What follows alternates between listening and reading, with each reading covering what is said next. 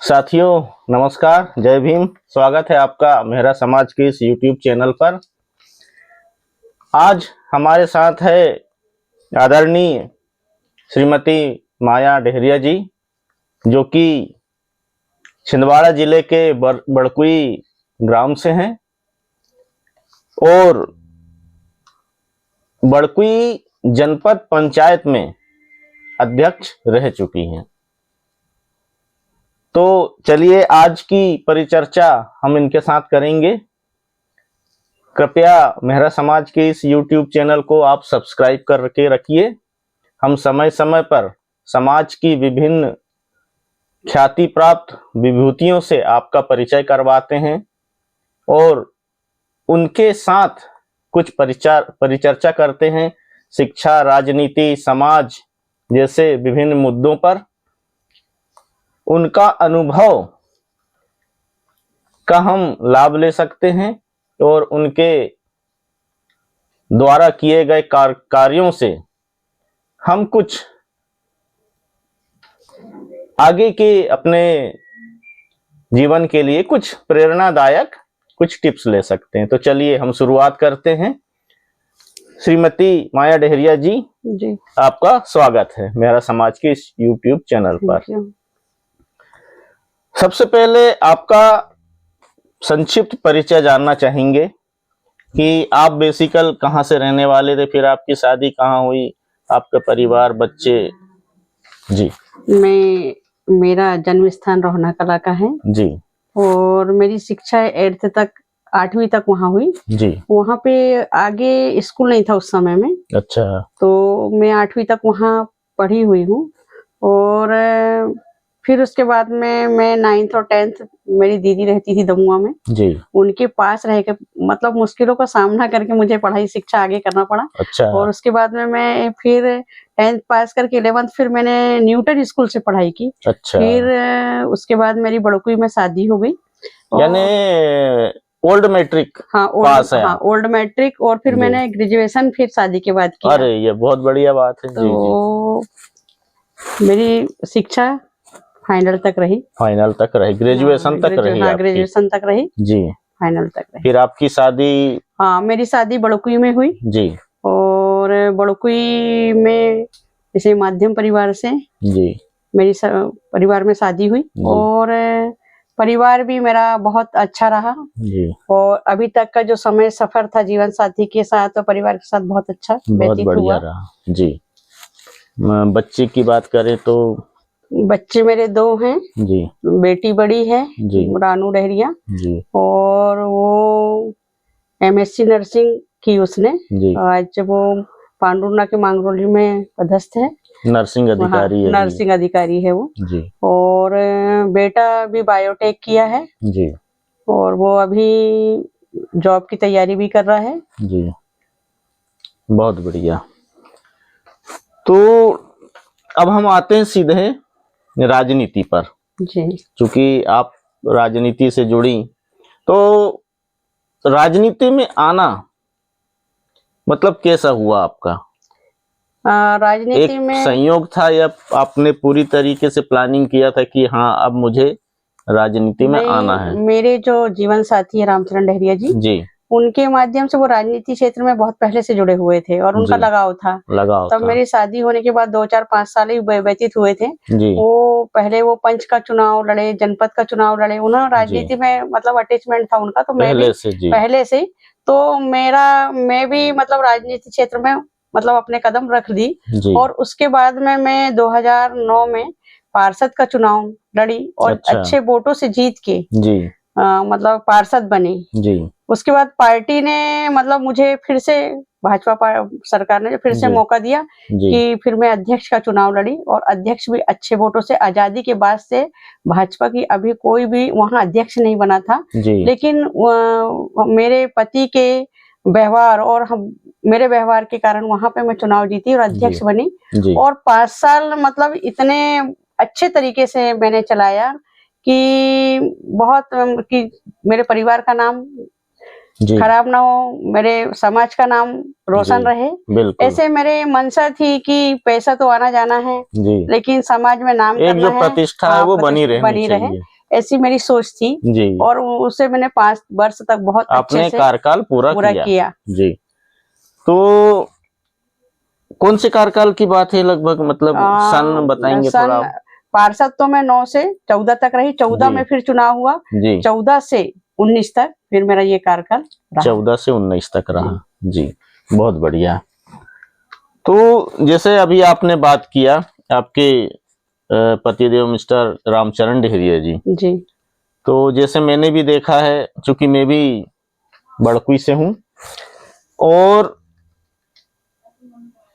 भाई साहब का जो व्यवहार रहा है, जो नेचर रहा है, कि मैंने कई बार देखा हूं कि बहुत सारे जो लोग उनसे यदि गुस्से में भी मिलने आए हैं तो वो मुस्कुरा के जाते थे, पूरा गुस्सा छोड़ के जाते थे, और उनका व्यवहार इतना सरल, कभी मैंने उनको ऊंची आवाज में बात करते तो आज तक नहीं देखा मैंने।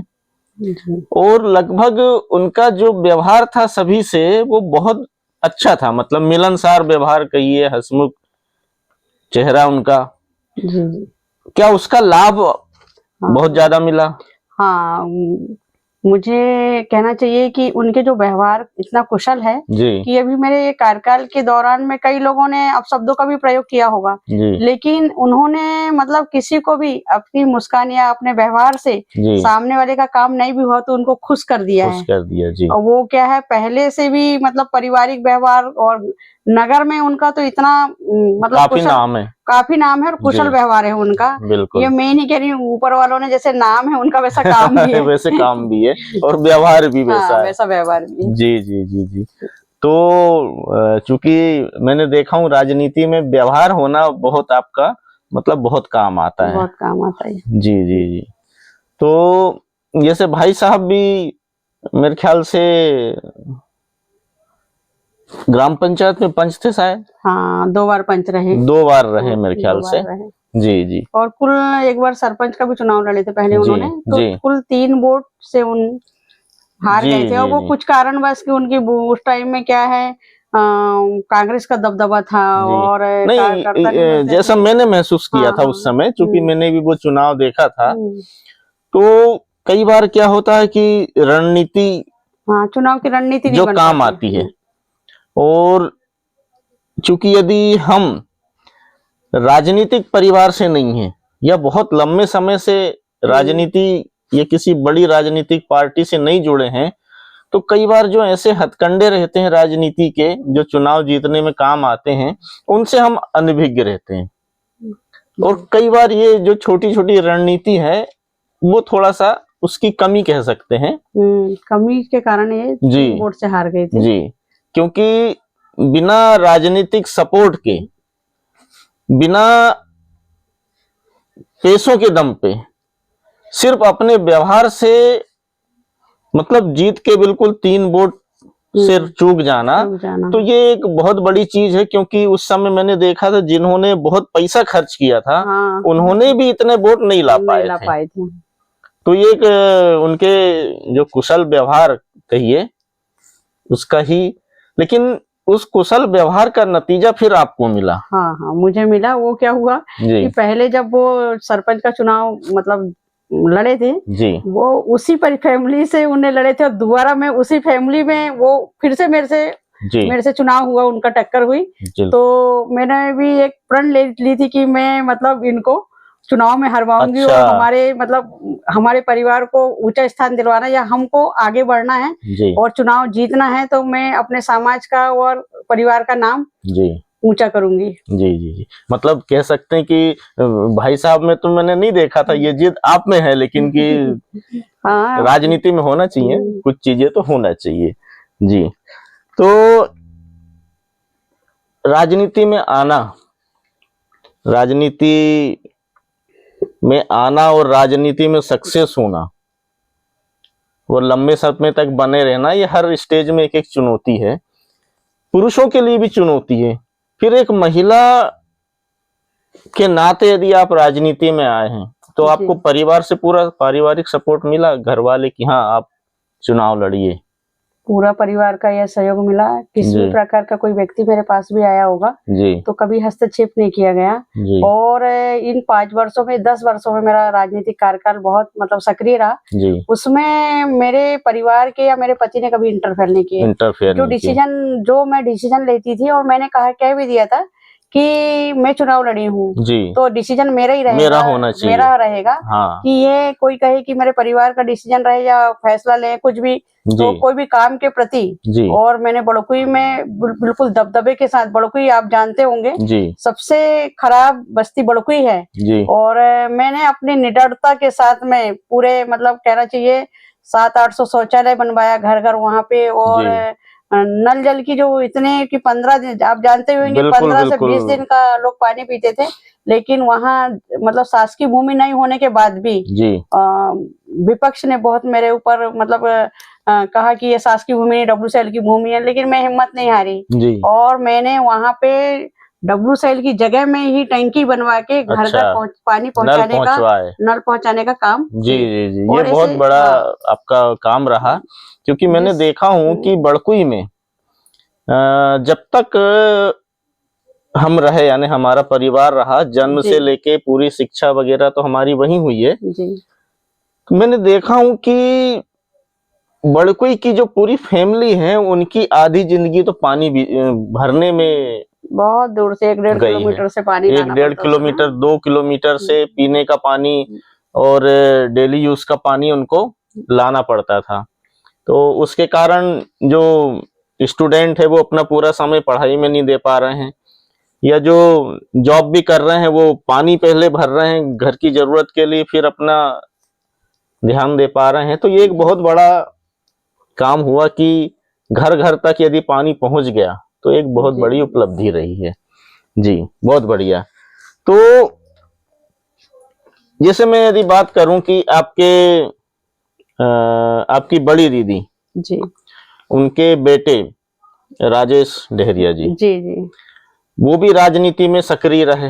हाँ 10 साल वो सक्रिय जी। तो आपके मतलब कुछ उनसे आपको ऐसा टिप्स मिलती रही कि भाई ये करो, ये ऐसा मत करो, इस तरीके से वर्क करो? नहीं, वो मैं कई कुछ बार सहयोग मिला हो आपको? कई बार मैंने उनसे पूछा भी लेकिन उन्होंने कुछ सहयोग किया भी मुझे कि राजनीति के बारे में। लेकिन मैंने क्या किया कि मैंने जैसे चुनाव जीती अध्यक्ष का तो मैंने एक अधिनियम ले लिया जी। अधिनियम के हिसाब से मैं सीएमओ को भी और जितने कर्मचारी उनको बताती थी कि मतलब ये ऐसा नहीं ऐसा होगा जी। तो अधिनियम के हिसाब से ही मेरा मतलब जो काम जो करने का तरीका था जी वो मुझे किसी से ज्यादा मतलब पूछने की जरूरत नहीं पड़ी, लेकिन राजेश भैया ने मुझे कई बार सहयोग किया जहाँ कहीं मतलब आप अटक गए हो कुछ नियम के बारे में। जैसे कभी कभी होता ना कि सीएमओ इंजीनियर कभी परेशान करना कि काम नहीं करना ये कर्मचारी, तो फिर उनसे मैं मतलब पूछती थी कि भैया ऐसा कैसे करना पड़ेगा जी।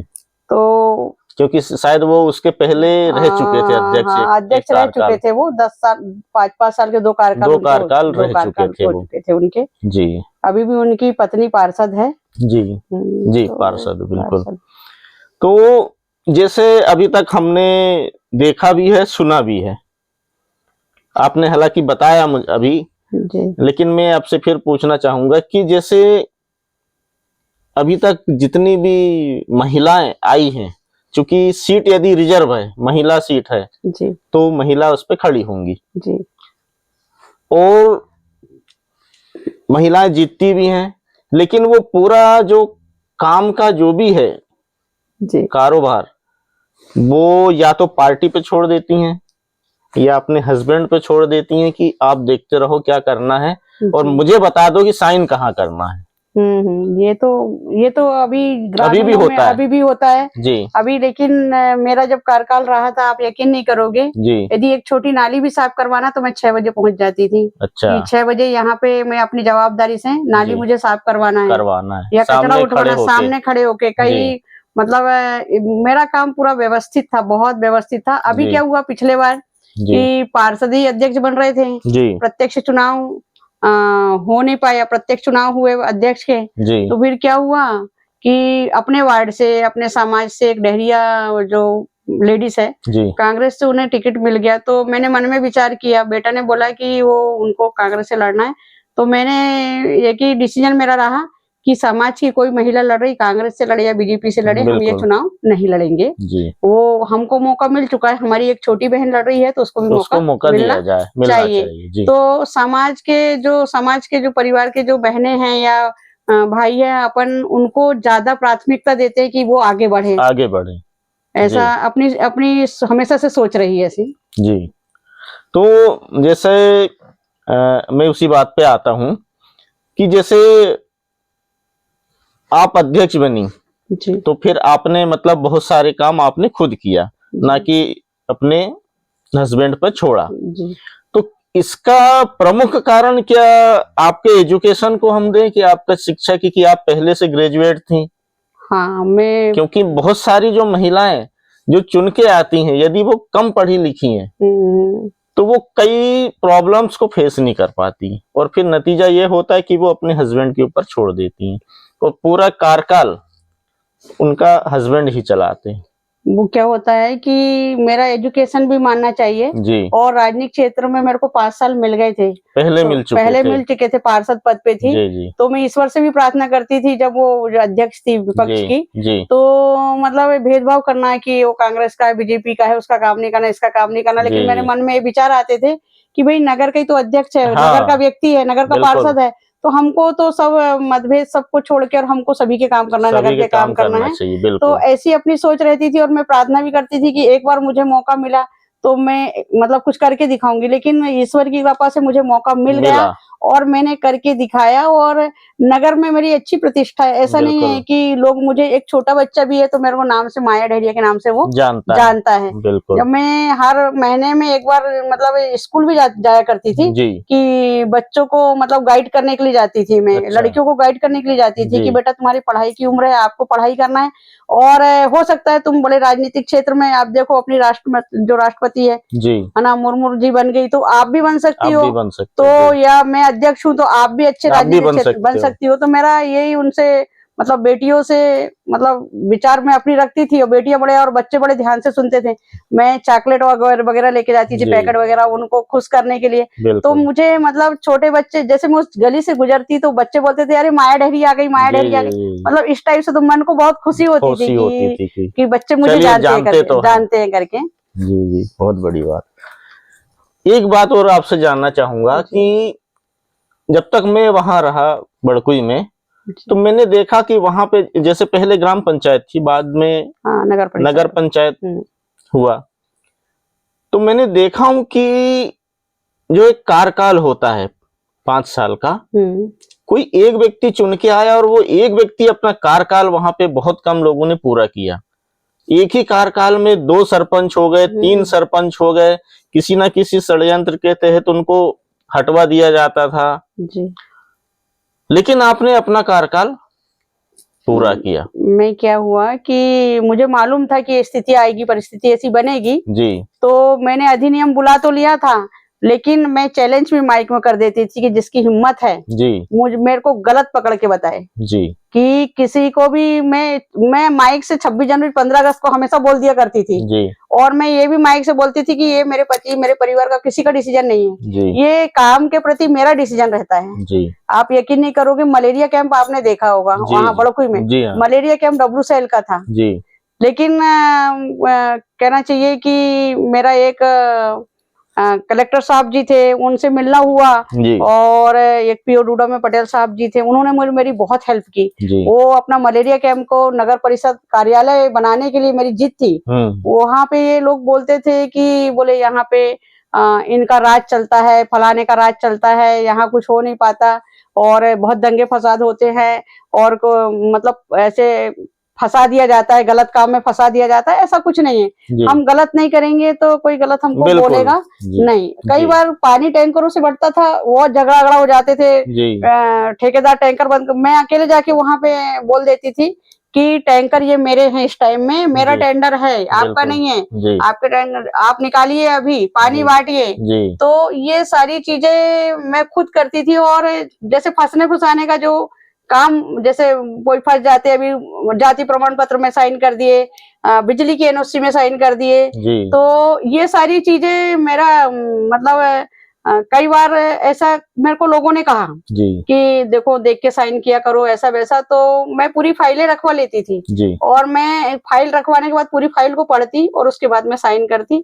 और मेरा जो कहना चाहिए कि मुझे पहले से आभास हो जाता था कि कौन सा गलत काम है, कौन सा सही है जी, क्योंकि वहाँ बड़कुई बहुत विवादित रहा है अभी तक। जैसे आपने कहा ना कि दो सरपंच, किसी ने भी एक कार्यकाल पूरा, हाँ, वो बहुत मुश्किल से कई लोग तो खत्म भी हो गए अपने, कि इसी मतलब यही कई लोगों ने सुसाइड किया है वहाँ पे, और वहाँ चलाना बहुत मुश्किल चीज होता है जी, बहुत मुश्किल चीज है। अभी तो क्या है, हम लोग अपने समाज का एक व्यक्ति बैठा है, लेकिन हम कभी उनको इंटरफेयर नहीं करते क्योंकि हमारे समाज का व्यक्ति बैठा है, इसलिए भले किसी भी पार्टी का बैठा हो जी, तो हम समाज को सबसे पहले प्राथमिकता देते हैं जी। तो चलिए, तो क्या राजनीति के लिए थोड़ी सी डेयरिंग की जरूरत भी है? इसका मतलब जहाँ जरूरत है आपको डेयरिंग दिखाना पड़ेगा। हर जगह आप झुक के काम नहीं कर सकते, क्योंकि आपको यदि आप हमेशा झुक के काम किए तो लोग बाग झुकाने के लिए तो कई लोग तैयार हैं जी। तो आज के परिवेश में जी, महिलाओं के लिए क्या राजनीतिक क्षेत्र मतलब है परफेक्ट? क्योंकि आज महिलाओं को बहुत सारे अधिकार मिले हुए हैं जो पहले नहीं थे। महिलाओं के लिए बिल्कुल परफेक्ट है कि महिलाएं 50% जो आरक्षण हुआ है हमारे मध्य प्रदेश सरकार के द्वारा जी, तो मतलब 50% यदि 50 पुरुष लड़ रहे हैं तो 50 महिलाएं लड़ेंगी। लड़ना है तो महिलाओं को राजनीति में आना चाहिए, आना पड़ेगा, और राजनीति के साथ साथ अपने परिवार को भी मतलब देखते रहे, परिवार को भी संभाले और राजनीति भी करें जी। और जब सरकार ने कर ही दिए हमको, और केंद्र सरकार ने भी बिल्कुल 33% आरक्षण दे दिए है वहाँ, तो अभी विधानसभा इसी छिंदवाड़ा जिले की जो जितनी भी विधानसभा है उसमें 2 महिलाएं तो लड़ेंगी। यानी अगले जो सेशन होना है, अगले सेशन में 2 महिलाएं को लड़नी है, तो महिलाओं को जरूर आगे आना चाहिए, अपने स्वविवेक से आना चाहिए महिलाओं को कि हमारे परिवार को भी हमको ऊंचा उठाना है और राजनीतिक क्षेत्र में हम रह के हमको भी ऊंचा उठना है जी। तो एक महत्वपूर्ण बात मैं आपसे और करूंगा जी, कि जैसे इसके पहले हमने देखा कि अपने ही समाज के कुछ एक सरपंच थे, मैं उनका नाम याद नहीं आ रहा मुझे, कुछ ऐसे विवाद के कारण उनको सुसाइड करना पड़ा था। यदि मान लो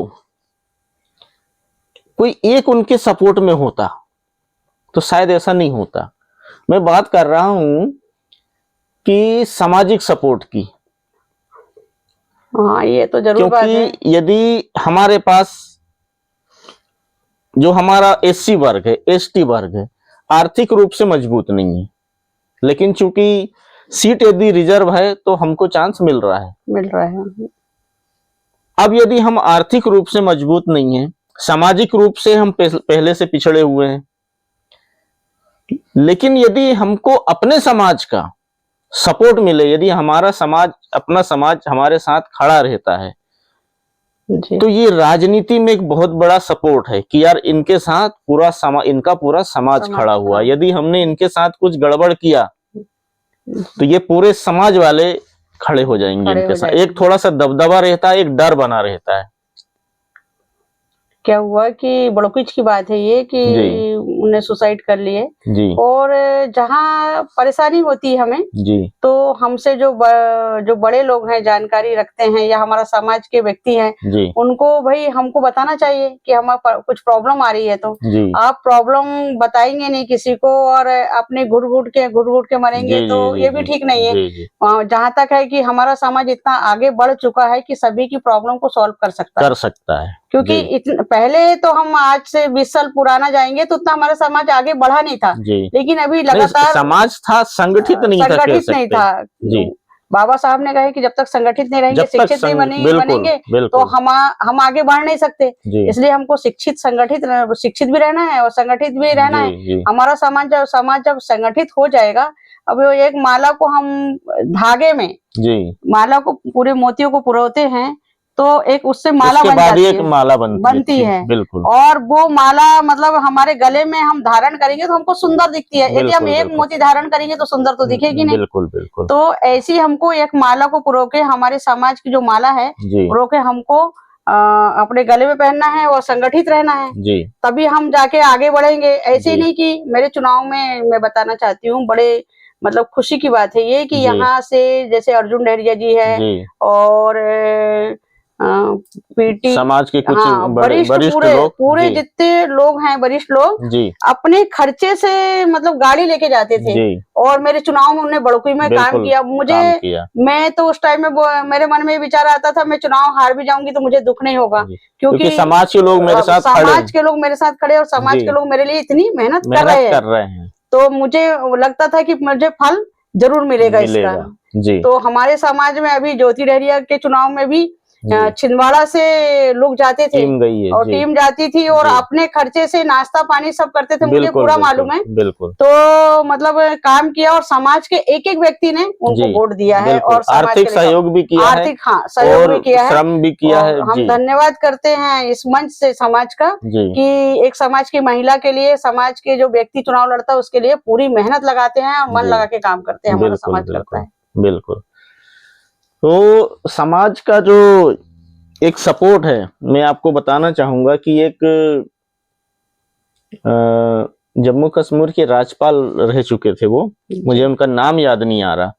एक बार उन्होंने कहा था कि ये लोग मुझे छूके थे देखे, बोले मेरे समाज के लोग बोले इनको गांव में घुसने नहीं देंगे। यानी समाज के पास उनका इतना सपोर्ट था और उनको भी समाज के ऊपर विश्वास था कि यदि किसी ने मुझे छुआ भी तो मेरे समाज के लोग इनको गांव में नहीं घुसने देंगे जी।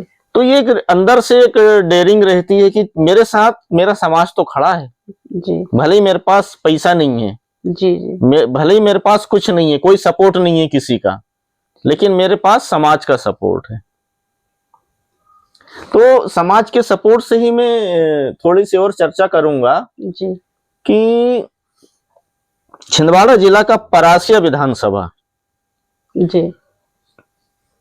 क्योंकि एसी सीट आती है वहां जी जी। और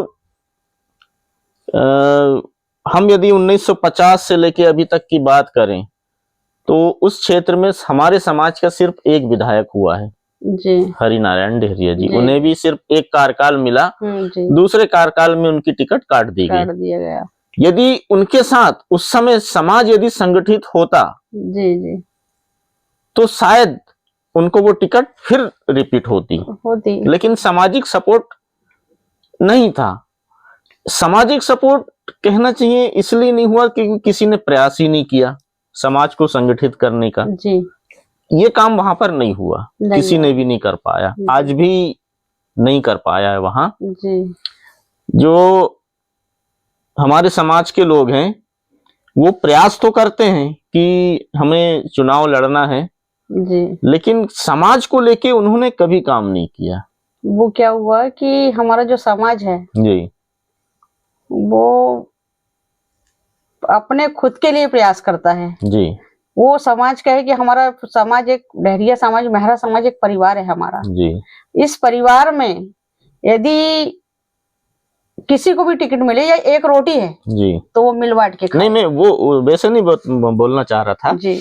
मैं इस उद्देश्य से बात कर रहा हूं कि जैसे मैं आपको एक उदाहरण दूंगा कि जो संजय मंगरे जी को जानते हैं? जानते हैं।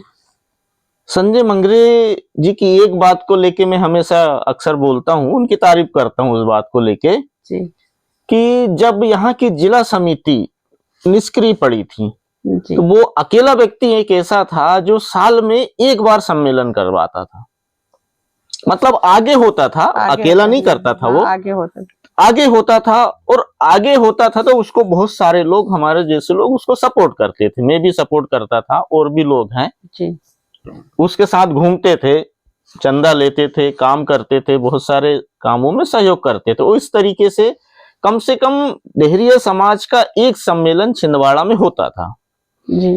ये काम परासिया में होना था कि कोई एक व्यक्ति आगे आता और कम से कम एक बड़ा सम्मेलन समाज का हर साल परासिया में होना चाहिए था, होना चाहिए एक सम्मेलन। लेकिन कोई एक व्यक्ति भी आगे नहीं आया, क्योंकि एक व्यक्ति आगे आता और समाज का सम्मेलन होता बड़े रूप में और हर गांव से लोग आते तो कम से कम एकजुटता दिखती। क्योंकि राजनीतिक क्षेत्र में आपसे ये कोई नहीं पूछता कि आपका समाज अंदर से संगठित है नहीं है क्या है, वो ये देखते कि हाँ यार इनका देखो कितना बड़ा सामाजिक सम्मेलन हुआ और सारे लोग इकट्ठे होके आए हैं, तो वो ये संदेश जाता है कि समाज संगठित है। समाज संगठित नहीं होता ना, संगठित नहीं होता तो इसलिए भी बड़े नेताओं या ऊपर के जो लोग कहते हैं कि भाई तो आप तो एकता, आप में एकता नहीं है, आप एक हो जाओ जी। तो यहाँ नहीं, ये तो टालने वाली बात है उनकी, जब उनको टालना रहता है क्योंकि समाज को एक मिल जाता ना, पॉइंट मिल जाता। नहीं, वो उनका गलत पॉइंट है, उनका गलत पॉइंट है। क्योंकि यदि हम पार्टी की बात करें, हर पार्टी में विरोध के स्वर खड़े होते हैं, कौन से इसमें नहीं होते, सब में होते हैं, सब पार्टी में होते हैं। बीजेपी के यदि आप टिकट देने की बात करेंगे 10 लोग खड़े होते हैं। अब यदि हम उनको कहें कि आप में एकता नहीं है, आपके 10 लोग खड़े हो गए, अब वो तो होता ही, हर इसमें होता है, कांग्रेस में होता है, कांग्रेस में होता है, बीजेपी सभी में होता है, सभी में होता है। तो ये तो टालने वाली बात हुई उनकी कि आपके भाई हमारा समाज संगठित है और हमारे समाज के पास यदि 10 लोग खड़े हो रहे हैं, इसका मतलब 10 लोग योग्य हैं चुनाव लड़ने के लिए। योग्य तो हैं, लेकिन वो 10 लोग को जाके बोलना चाहिए कि हम ये 10 लोग हैं। हाँ, आप एक किसी व्यक्ति को भाई आप चुनिए आप। हाँ, आप हमारे समाज के व्यक्ति को चुनिए। हाँ, आप किसी एक को टिकट दीजिए। नहीं, फिर हम अलग अलग जाएंगे, अलग अलग अपने अपने लिए जाएंगे, तो ऐसे में समाज संगठित कहाँ रहता है? हाँ, संगठित नहीं होता ना समाज। हम सब 10 मिलके जाएंगे, हम जंगल से 10 लोग लकड़ी लेने जाएंगे तो हम बहुत सारी लकड़ी लाएंगे, और एक व्यक्ति जाएगा तो कितनी लेके आएगा? जी। तो इसीलिए क्या हमको एक संगठित होके जाना चाहिए। आज के दौर में वो मौका आए ये बहुत कम होगा, क्योंकि आज सभी लोग जागरूक हो चुके हैं और सभी लोगों की अपनी महत्वाकांक्षाएं हैं। पहले लोग राजनीति में जाने से डरते थे, ये बोलते थे कि नहीं राजनीति की बात मत करो। अब लेकिन लोग राजनीति का महत्व समझ रहे हैं और हर व्यक्ति जाना चाहता है, जाना तो चाहता है। अभी पिछले बार भी देखो, इसलिए ये बिल्कुल संभव नहीं है कि सारे लोग मिलके एक व्यक्ति को आगे कर लें, ये तो नामुमकिन है। पार्टी को बोलना चाहिए कि भाई हम लोग 10 लोग हैं, देखो आप चुनो, आप किसको चुनना चाहते हैं, आपका बेस्ट वर्कर 10 में से कौन है, आप इनको चुनिए। क्योंकि यदि पार्टी बोल रही है कि आप में एकता नहीं, तो वो टालने के लिए बोलते हैं, वो कि किसी तरीके से इनको टाल दिया जाए। बड़ी विडम्बना रही है अभी परासिया की अपनी जी। मेहनत तो बहुत किया गया, बहुत ही मेहनत किया गया। मेहनत किया हमने, सकारात्मक मेहनत की है, किसी एक पक्ष में कमी रह गई होगी, तो चुनाव है, हार जीत होती है। अब वो चुनाव तो अपन मतलब ये कहना चाहिए कि अपन चुनाव हारे नहीं, जीते हैं वो चुनाव। जी, बहुत बिल्कुल किनारे तक जाके अगली बार और अच्छे से प्रयास किया जाएगा, अच्छे से प्रयास किया जाएगा अगली बार। तो मैं वही चाहता हूं कि कोई एक व्यक्ति ऐसा आगे आए जो परासिया क्षेत्र में एक बहुत भव्य सम्मेलन करे और परासिया ब्लॉक के जितने भी गांव हैं, क्योंकि हमारी जो समाज है डेहरिया समाज परासिया ब्लॉक में लगभग हो सकता पहले या दूसरे नंबर पर वोटर के मामले में होगी। हाँ, पहले या दूसरे नंबर पे होगी जी। और एससी समाज को लेके अपन एससी वर्ग में पहले ही नंबर हो सकता पहले नंबर पे होगी हमारी समाज वोटर के मामले में। और इतने हमारे पास वोटर होने के बाद हम उसका फायदा नहीं उठा पा रहे हैं। उसका फायदा इसलिए नहीं उठा पा रहे क्योंकि बहुत सारी कमी हम में रही, क्योंकि हमने समाज को संगठित करके वो शक्ति प्रदर्शन नहीं कर पाए। अभी जैसे आप पिछले 8-10 साल से देख रहे हैं कि जब से शिवनारायण डेहरिया जी के नेतृत्व में एक समिति बनी जी, तब से छिंदवाड़ा जिले में थोड़ा सा सामाजिक संगठन की थोड़ी सी मजबूती दिखी है। भैया ने बहुत अच्छा काम किए जी, और वो मजबूती के कारण बहुत सारे जो फायदे हैं समाज को मिलना चाहिए, वजह से हमारा समाज बहुत आगे आ गया जी, संगठन के मामले में बहुत आगे आया।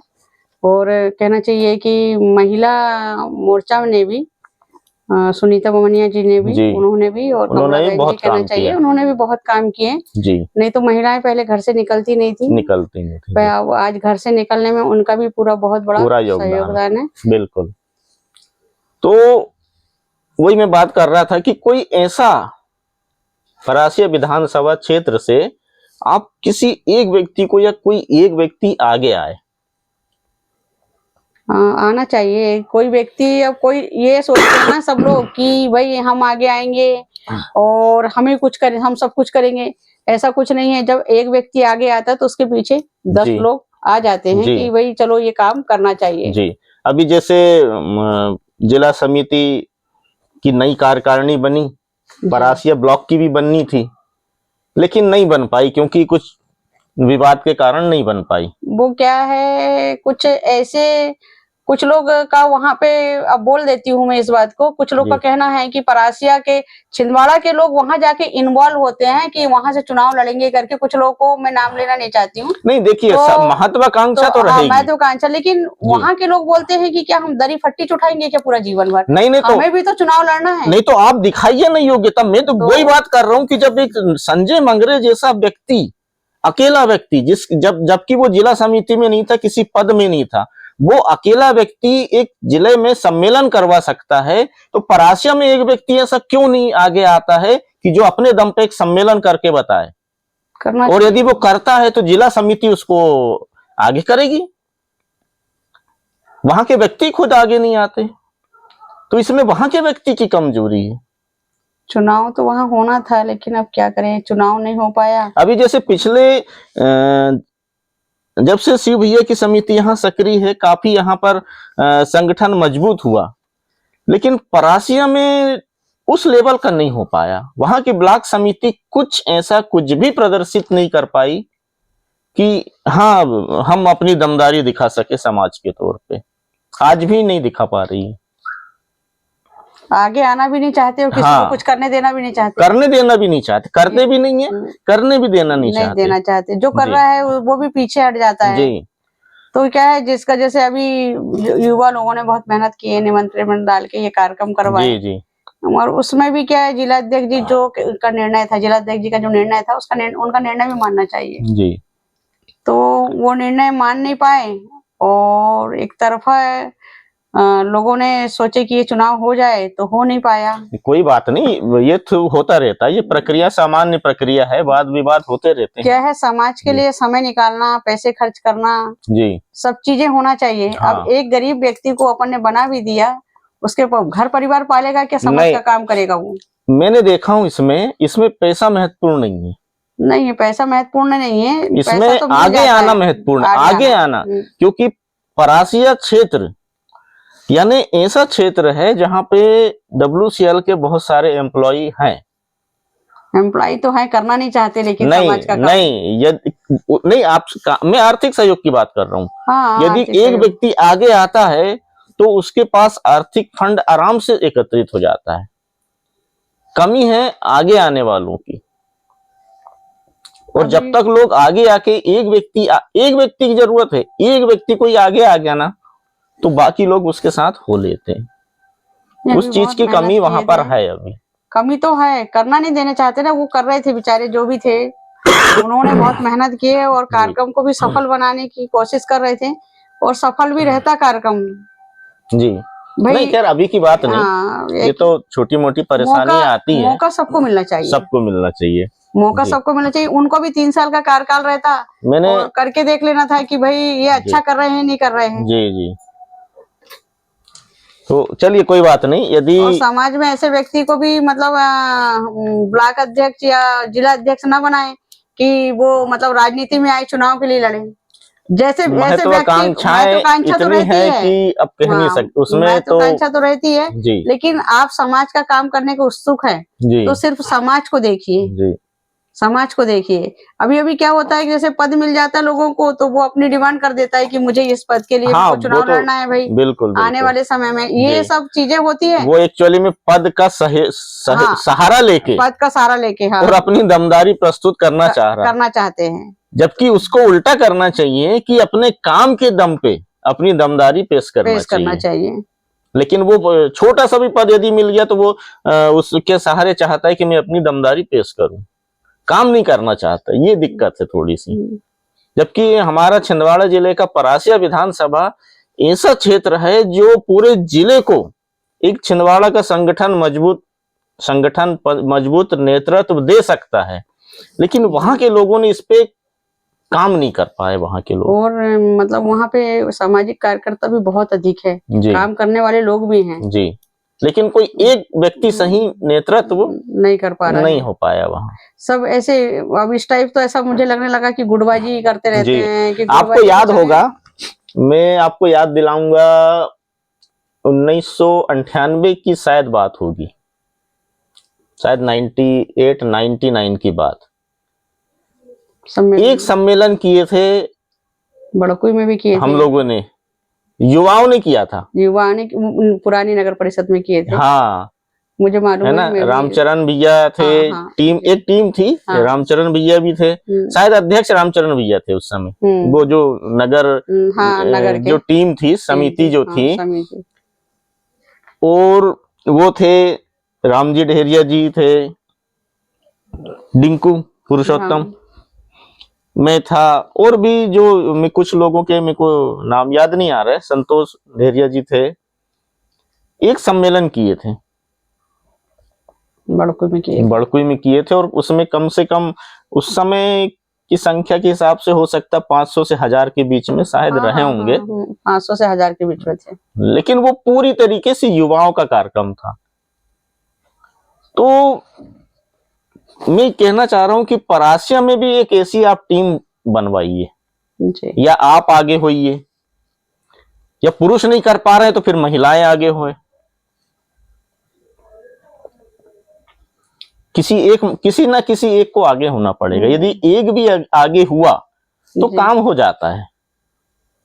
अब देखते हैं, चर्चा करके इस विषय पे इस विषय पे चर्चा करनी होगी कि भाई एक हर वर्ष में एक बार होना चाहिए जी। अब हम क्या करते हैं कि वर्ष में एक बार तो मतलब सम्मेलन नहीं करते, चुनाव आता है और उस टाइम हम सम्मेलन कर लेते हैं, कोशिश करते हैं और वो उसमें हमें सफलता नहीं मिलती, और हमेशा हम करते रहेंगे तो आपका सामाजिक संगठन दिखे, इसके लिए आपको साल में एक बार वहां पे अपना शक्ति प्रदर्शन करना जरूरी है। जैसे यहाँ पे आपको बताना चाहूंगा कि जब वैवाहिक सम्मेलन होते थे हमारे बड़े रूप में, और जो रैली निकलती थी दूल्हे की, यानी जितने दूल्हे हैं वो सब घोड़े में बैठे हैं, और जो मेन रोड से, जो मार्केट वाला जो मेन रोड है, फवारा चौक वाला जो मेन रोड है, मैं साथ में रही हूँ, वहां से जो रैली निकलती थी वो हमारे समाज का शक्ति प्रदर्शन था। क्योंकि बाद में जब हम किसी सम्मेलन के बाद, एक हफ्ते बाद, 15 दिन बाद, महीने भर बाद किसी दुकान में जाएं और ऐसा परिचय हुआ, हमने बताया कि भाई हम डेहरिया हैं, तो वो तारीफ करते, अरे वाह आपके समाज का तो यार हर साल एक बड़ा प्रदर्शन रहता है और हम बड़े अच्छे से देखते, बोले किसी समाज का इस तरीके से नहीं निकलता जिले में, आप लोग करते हो। तो ये समाज का शक्ति प्रदर्शन है, समाज का मतलब लोग जानते कि हाँ भाई डेहरिया समाज का नाम भी होता है इससे। हाँ, तो यही जो है अन्य समाजों में समाज के संगठन का शक्ति प्रदर्शन होता है, ये इसकी थोड़ा सा कमी है वहां। यदि आप आगे आके, आपकी टीम ऐसी बने जो आगे आके करे, तो फ्यूचर में वो उस क्षेत्र के लिए बहुत फायदेमंद होना है। इस पे मैं चाहता हूं कि काम हो, तो आगामी समय में बैठक करके इस विषय पे हम चर्चा करेंगे। बाकी सहयोग करने के लिए जिला समिति तो है ही, हाँ जिला समिति भी है, सहयोग समाज द्वारा सब सहयोग हो जाता है। आज हमारा समाज बहुत सक्षम और आगे बढ़ गया है। पहले का समय गया, जो अब का समय कमी है सिर्फ ऐसे व्यक्ति की जो आगे आके काम करे जी। तो चलिए, हमारी बहुत सारी बातें हुई जी। अब राजनीति में आने के बाद, जैसे आपने एक कार्यकाल पूरा किया, पहले की माया डेहरिया और अब की माया डेहरिया में क्या अंतर है? पहले क्या होता था, पहले थोड़ी सी झिझक रहती थी कि मैं, अब मुझे मौका मिलता है तो मैं इससे 4 गुना ज्यादा काम करूंगी जी, यानी और आप निडरता के साथ करूंगी। क्योंकि पहले मुझे 1 वर्ष समझने में लग गया। हाँ। लेकिन पहले 1 वर्ष बाद मैंने अपनी गिनती चालू की थी, लेकिन मैं जिस दिन से अब मतलब उस पद पे रहूंगी, उस दिन से ही मेरी गिनती चालू हो जाएगी। जी। कि मेरे को कितने काम करना है, क्या करना है, मेरे दिमाग में पूरी रूपरेखा है। आगामी समय मुझे यदि महिला सीट रही या फिर अप्रत्यक्ष चुनाव रहा, तो मुझे विश्वास है कि पार्टी मुझे फिर से मौका देगी। और महिला सीट नहीं भी रही तो भी सामान्य यदि एससी रहती है तो आप खड़े हो सकते हो। हाँ, तो यदि पार्टी ने मुझे टिकट दिया तो मैं फिर से मतलब बड़कुई को मैं बहुत आगे लेके जाऊंगी जी। पूरे नगर में, मतलब अच्छा काम करना, सब कुछ, मतलब आज के दौर पे मतलब ठीक है, काम जैसा भी जो हमारे समाज के व्यक्ति बैठा है कर रहा है, जो भी है ठीक है, लेकिन जिस हिसाब से बड़कुई को मैंने छोड़ी थी उस हिसाब से आज बड़कुई नहीं। जी। ये सारे लोग बोलते हैं कि, उदाहरण देते हैं कि बोले एक महिला ने इतने अच्छे से चला लिया करके बोलते हैं लोग, लेकिन कोई बात, मैं अपनी मर्जी से अपनी अच्छी बात है यदि लोग नाम ले रहे हैं, ये सबसे बड़ी उपलब्धि है। समय यदि पार्टी ने दिया तो मैं फिर से मतलब उस क्षेत्र में जाऊंगी और अच्छा काम करूंगी और हमारे समाज का भी नाम रोशन करूंगी। जी, सब मेरा उद्देश्य है ये। जी, मेरी एक इच्छा जो पूरी नहीं हो पाई उस समय, बताइए। कि जब आप अध्यक्ष थी जी, मैं 1-2 बार गया भी जी, कि भाभी जी जब अध्यक्ष की सीट में बैठेंगी जी, और मैं साइड में खड़े होके फोटो खिंचवाऊंगा। अच्छा। मैं गया भी 1-2 बार जी, लेकिन ये थोड़ा सा दुर्भाग्य रहा कि आप उस समय नहीं मिल पाए। अच्छा। अब मेरी ये इच्छा तभी पूरी होगी जब आप फिर से अध्यक्ष बने और आप उस सीट पे बैठे और मैं साइड में खड़े होके एक फोटो खिंचाऊं कि देखिए मेरी भाभी जी अध्यक्ष है और मैं साथ में मैंने ऊपर वाले की कृपा हुई तो आपकी जवान भी लग सकती, हो भी सकता है ऐसा, है ना? जी।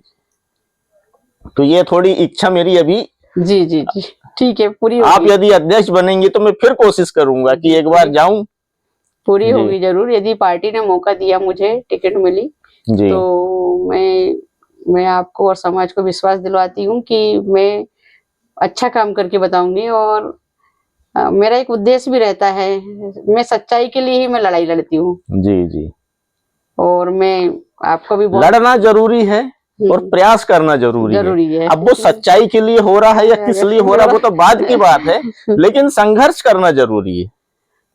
जी, चलिए, अपनी बहुत सारी बातें हुई और आपका कोई ऐसा फ्यूचर प्लान है अभी तो मेरा कुछ फ्यूचर प्लान नहीं है, बेटे की शादी करना है। और मैं मतलब इस मंच से बोलना चाहती हूँ कि समाज में बड़ी विडम्बना है, आज के बाद क्या होगा ये समझ में नहीं आता कि समाज में ऐसे 30, 32, 35, 40 की बेटियां हो जा रही है, विवाह नहीं हो पा रहा है। ये समाज की दिक्कत नहीं है और ये सिर्फ डेहरिया समाज के कारण मतलब परेशानी नहीं है, सभी समाजों की, हर समाज में, हर समाजों की है सर ये तो। इस समाज और ये अभी बढ़ेगी, ये कुरीतियां समाज में जो बढ़ रही है जी, जो बढ़ रही है जी, आज हमारे बच्चे शिक्षा तो प्राप्त कर रहे हैं। जैसे मैं आपको एक उदाहरण दूंगा, मैंने जस्ट अभी लेटेस्ट में एक न्यूज पढ़ा हूँ किसी देश की, मेरे को उस देश का नाम याद नहीं आ रहा है जी, लेकिन उस देश की वर्तमान स्थिति ये हो चुकी है कि 40-45 साल तक युवा जो है, लड़के भी लड़कियां भी शादी नहीं कर रहे हैं और वो एज के बाद तो फिर एक शादी करने का चार्म खत्म हो जाता, फिर वो चाहते हैं कि अब हम करें ही ना। हाँ, वो इच्छा ही खत्म हो जाती है। बहुत सारे जो युवा शादी नहीं कर रहे, उसका मेन कारण जो है वो समाज के दोष नहीं है। उसमें मेन कारण ये है कि वहां उन लोगों के पास रोजगार नहीं है। यही स्थिति हमारे देश में आ रही है और आप देखिएगा कि आने वाले 10 साल 20 साल में जो हमारे समाज, अपने ही समाज की नहीं सभी समाज में, इस देश के युवाओं की औसत आयु शादी की अभी 30 से 35 हो चुकी है, आने वाले समय में 35 से 40 होगी और जिस समय एवरेज आयु 40 हो जाएगी उस समय युवा वर्ग शादी नहीं करेगा, इच्छा तो ये समाज का दोष नहीं है, समाज की कमी नहीं है, ये सरकार की कमी है। क्योंकि सरकार जब तक युवाओं के लिए बेहतर रोजगार के साधन उपलब्ध नहीं करवाएगी, ये समस्या बढ़ते जाएगी। क्योंकि आज के पहले की भी हम बात करें तो लड़की वाले एक बेरोजगार को लड़की देना अपनी नहीं चाहते, सीधी सी बात। क्योंकि लड़कियों के भी अपने वो भी काफी एजुकेटेड हो चुकी हैं, वो भी उनकी भी महत्वाकांक्षाएं हैं तो लेकिन सभी को, और लड़के सभी पढ़ने के बाद भी को जॉब वाले लड़के नहीं मिल सकते ना। पहले का समय था, हाँ, हम जैसे 5 बहन थी हमारे, नहीं ये सरकार की कमी। यदि ये अपन बोल रहे हैं, ये सरकार भी बोल रही कि सभी को जॉब नहीं दे सकते, ये सरकार की कमी है। जिसका क्वालिफाई अच्छा रहेगा भाई, जो अच्छा करेगा तो वो जॉब पाएगा। नहीं, ये सरकार की कमी है। सरकारी जॉब ना दे, हाँ, प्राइवेट सेक्टर में जॉब नहीं है, जब मिल जाए। प्राइवेट सेक्टर में जॉब नहीं है। बच्चा पढ़ लेता है ना तो प्राइवेट सेक्टर में भी जाना नहीं चाहता है। पढ़ लिया, मेरा एजुकेशन इतना है, मैं प्राइवेट नहीं कर पाऊंगा, मुझे तो गवर्नमेंट की तैयारी करना है। ऐसे 30-35 साल गवर्नमेंट की तैयारी में लग जाता है, आखिरी में नतीजा क्या होता है कि जॉब नहीं मिलती है। तो इस टाइप की है। तो इन सब मामलों में हमें शिक्षा के साथ साथ हमको संस्कार की भी आवश्यकता है जी। हमारे परिवार में हमको, हमारे बच्चों को हम संस्कार देंगे कि हम ये 25-30 साल में हमको बेटा आपकी शादी करना है, उसे मनसा को रखते हुए नहीं। लेकिन यदि मान लो आप करते भी हैं कि चलो हमको करना है, लड़की वाले तो लड़की देने को तैयार नहीं है ना, फिर क्या करोगे आप? तो अब क्या है, अब तो प्रॉपर्टी से और नौकरी से शादी हो रही है, लड़के से कहाँ हो रही है। एक्चुअली में सरकारी नीतियां जो है समाज में को बहुत प्रभावित करती है। सरकारी नीतियां, यदि सरकार के पास परफेक्ट नीतियां नहीं है, समाज प्रभावित होगा ही, निश्चित है। आज नहीं होगा, 10 साल बाद होगा। सभी समाजों में तो ये सभी समाज की दिक्कत समाजों में है। ऐसा नहीं है कि सिर्फ डेहरिया समाज में ऐसा हो रहा है, सभी समाजों की दिक्कत है ये। उसके लिए सरकार यदि ये बोल रही कि सभी को रोजगार उपलब्ध हम नहीं करवा सकते, तो ये सरकार की कमी है। आप सरकारी नौकरी उपलब्ध नहीं करवा पा रहे हैं, ठीक है, आप बाकी चीज में तो उपलब्ध नहीं करवा पा रहे हैं। प्राइवेट सेक्टर में भी, प्राइवेट सेक्टर के पास भी जॉब नहीं है, और प्राइवेट सेक्टर तो शोषण कर रहा है युवाओं का, कि आप एक अच्छे बहुत ज्यादा फीस दे रहे हैं, और बहुत ज्यादा लाखों रुपए फीस देने के बाद जब आप ग्रेजुएट हो रहे हैं, तो प्राइवेट सेक्टर आपको 10,000 की नौकरी दे रहा है और 12 घंटे 14 घंटे आपसे काम ले रहा है, और 10,000 में कुछ होना नहीं है। तो ये तो शोषण है। शोषण है। दूसरा, सरकार शोषण ये कर रही है कि आपको संविदा पे रखती है, बोलती कि ठीक है आप 5,000 10,000 में काम करो।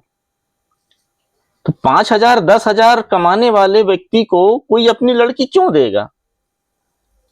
और यदि दे भी देगा तो वो अपना घर कैसे चलाएंगे? 5-10 हजार में नहीं चला पाते, 10,000 रुपए नहीं चला पाएंगे। मैंने देखा हूं, जैसे मैं जॉब में हूं, हमारे यहाँ बहुत सारे विभागों में ठेकेदारी प्रथा से काम हो रहा है जी। ठेकेदारी प्रथा से काम हो रहा है। ठेकेदार को एक वर्क दे दिया जाता है कि ठीक है आप लेबरों से करवाओ, उसका पेमेंट हम देंगे। रेट कौन तय करता है? गवर्नमेंट, कि हम आपको कलेक्ट्रेट रेट पे आपको पेमेंट करेंगे आपके लेबर को। जी। उस कलेक्ट्रेट रेट पे यदि गवर्नमेंट उसको 10,000 पेमेंट दे रही, वो भी उसके अकाउंट में दे रही, किसके? लेबर के। जी। उस लेबर के अकाउंट का एटीएम कार्ड ठेकेदार ने रख लिया है, वो पहले ही से 5,000 निकाल लेता है और 5,000 सिर्फ देता है। और ये सरकार को भी पता है, सारे अधिकारियों को पता है। इसका मतलब उस लेबर के साथ जो शोषण हो रहा है उसमें सरकार भी बराबर की भागीदार है, वो सामने देख के वो शोषण करवा रही है। तो सरकार ये बोल के नहीं बच सकती कि हम जॉब नहीं दे सकते। आपने जो जॉब दिया है या जो व्यवस्था की है वो शोषण वाली व्यवस्था, वो गलत व्यवस्था है, उसको सुधारने का काम भी सरकार का है। तो बहुत सारी चीजें हैं। तो चलिए, मैं चाहता हूं कि समाज की दृष्टि से और राजनीति की दृष्टि से परासिया में कुछ ऐसी टीम बने, हो सकता है कि आप थोड़ा सा प्रयास करें, यदि आप थोड़ा ज्यादा प्रयास करेंगे तो हो सकता है वो टीम एक बन पाए। ठीक है, अभी बैठक पद की जरूरत नहीं है, पद बिना पद वाला भी व्यक्ति बहुत अच्छा काम कर सकता है। यदि काम करता है तो पद अपने आप मिल जाता और ना भी मिले तो पद महत्वपूर्ण नहीं रहता। काम करने वाली, जैसे हम अब आज संजय मंगरे की हम बात कर रहे हैं, वो पद में नहीं थे कोई, लेकिन हम बात कर रहे हैं कि उन्होंने काम किया। तो काम करने वाले व्यक्ति को उसकी जरूरत नहीं रहती। ठीक है, अभी हम पहल करते हैं इसके लिए। आप पहल करिए जी, और सभी से चर्चा करते हैं भाई कि परासिया में आगे बढ़ाना, और समाज को यदि प्रदर्शित आपको शक्ति प्रदर्शन करना है तो आपको इस क्षेत्र में काम करना पड़ेगा। किसी ना किसी एक टीम को आपको काम करना पड़ेगा। ठीक है जी, यदि टीम ने यदि 1 साल या 6 महीने भी यदि अच्छे से काम कर ली संगठन के मामले में, तो एक बहुत अच्छा पहल हो जाएगा, एक बहुत अच्छा काम हो जाएगा। एक लास्ट क्वेश्चन में आपसे जानना चाहूंगा कि आज जो वर्तमान में महिला सशक्तिकरण है, हम अभी मार्च में 9 तारीख को महिला सशक्तिकरण दिवस मनाएंगे। जी।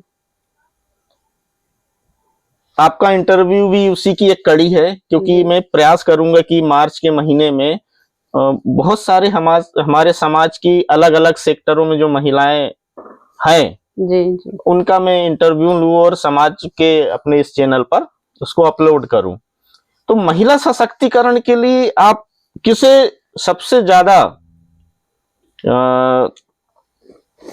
उसके मतलब उसको जिम्मेदार मानेंगी कि आज जो महिला सशक्त है उसके पास पूरे अधिकार है? मैं सबसे पहले तो महिला सशक्तिकरण सावित्रीबाई फुले जी, जिन्होंने शिक्षा का अधिकार अपने को दिलाया जी। नहीं तो पहले क्या होता था कि जैसे मैंने बताई कि मैं 8वीं तक वहां पढ़ी जी, तो उसका मुझे अंदर से मतलब एक जोश था कि मुझे पढ़ाई करना है, पढ़ना है, आगे बढ़ना है, कुछ करना है। तो ऐसे ही उन्हें सावित्रीबाई फुले कितनी मुसीबतों का सामना करके हम महिलाओं को उन्होंने शिक्षा का अधिकार दिलाया, और सब आगे बढ़ने का अभी उन्हीं के माध्यम से हम महिलाएं जी इतनी आगे बढ़ चुकी हैं कि हमारी जो महिला राष्ट्रपति है आज, बहुत बड़ी बात है, ये सोचने वाली बात है जी। और अभी दिल्ली में भी मुख्यमंत्री एक महिला बनी है जी। तो बहुत सारी चीजें कहना चाहिए कि सावित्रीबाई फुले को मैं सबसे ज्यादा जी। एक तो शिक्षा को लेके हम सावित्रीबाई फुले को जी वो दे सकते हैं, उनको उनके योगदान को। महारानी लक्ष्मीबाई को भी देंगे कि महारानी लक्ष्मीबाई ने युद्ध में जी अपने मतलब देश वो एक वीरांगना के तौर पे आप लिख सकते हैं। लेकिन वर्तमान में जो महिला सशक्त हुई है जी, वो अधिकारों के कारण हुई है। हाँ, वो अधिकार उनको, और अधिकार जो मिले हैं वो सिर्फ बाबा साहब अम्बेडकर की देन है जी जी। क्योंकि बाबा साहब ने यदि संविधान नहीं बनाया होता और संविधान में आपको शिक्षा का, न्याय का, संपत्ति का, जैसे आपको पता है आज भी पिता की संपत्ति में बेटों का तो अधिकार रहता है, बेटी का भी अधिकार, बेटियों का नहीं रहता था पहले नहीं रहता था, हमें अब है। अब यदि पिता ने बेटियों को संपत्ति में अधिकार नहीं दिया तो बेटी चाहे तो कानूनी रूप से उसे हासिल कर सकती है।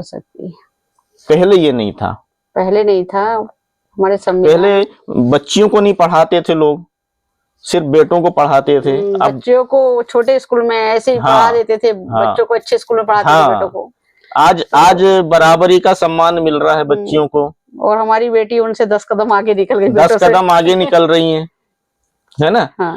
तो आधुनिक महिला सशक्तिकरण की बात करें तो डॉक्टर अंबेडकर से शुरू होके डॉक्टर अंबेडकर पे ही खत्म हो जाता है वो, क्योंकि उनके बाद किसी भी महापुरुष ने महिला सशक्तिकरण के लिए आज तक कोई काम नहीं किया जो उन्होंने करके गए हैं।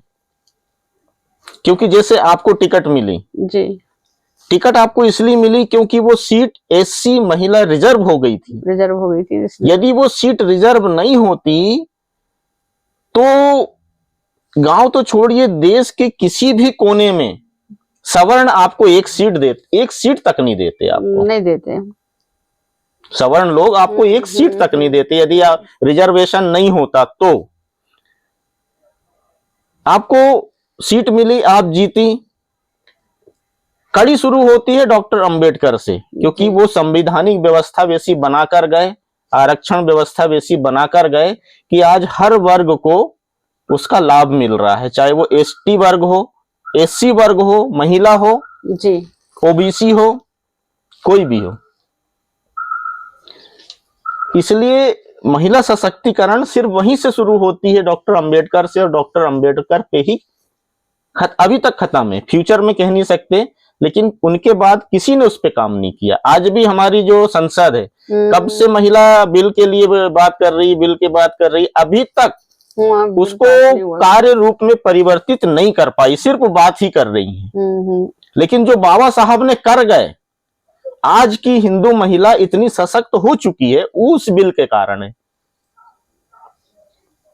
तो सबसे ज्यादा योगदान कह सकते हैं हम बाबा साहब का उनका है। जी, चलिए एक अंतिम आपकी तरफ से संदेश कोई आप समाज की महिलाओं को जो देना चाहें अपने चैनल के माध्यम से। समाज की महिलाओं को मैं कहना चाहती हूँ कि अपने सबसे पहले स्वर्ग अपना घर है जी।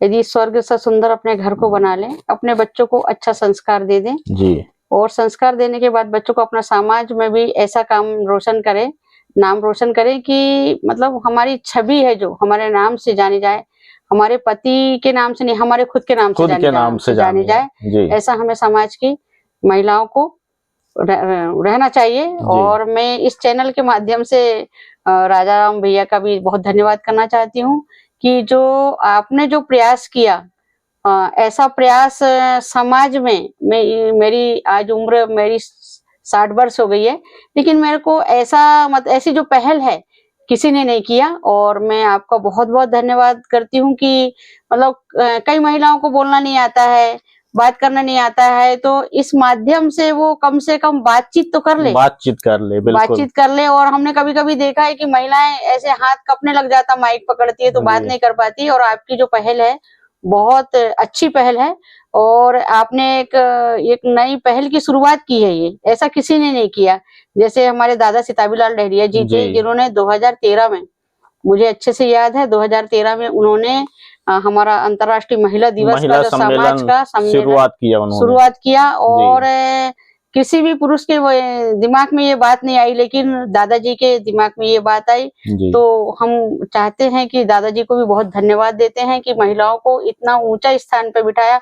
उसी वक्त मेरे माध्यम से मैंने कहा था कि जब सरकार 50% आरक्षण दे सकती है, तो यहाँ समाज में महिलाओं को फिर 50% आरक्षण क्यों नहीं है, महिलाओं को मंच क्यों नहीं मिलता है। तभी उसी टाइम में फिर सुनीता बमनिया जी को अध्यक्ष बनाया गया, और उनके माध्यम से छिंदवाड़ा जिले की महिला ने अन्य भोपाल, बैतूल, सिवनी सारी महिलाओं को जागरूकता हुई, और इतनी जाग गई महिलाएं कि पुरुषों से भी आगे निकल पड़ी। बिल्कुल बिल्कुल, बहुत बढ़िया। चलिए, बाबा साहब के चरणों में मैं प्रणाम करते हुए अपनी वाणी को विराम देती हूँ। जी, धन्यवाद आपका। धन्यवाद जी।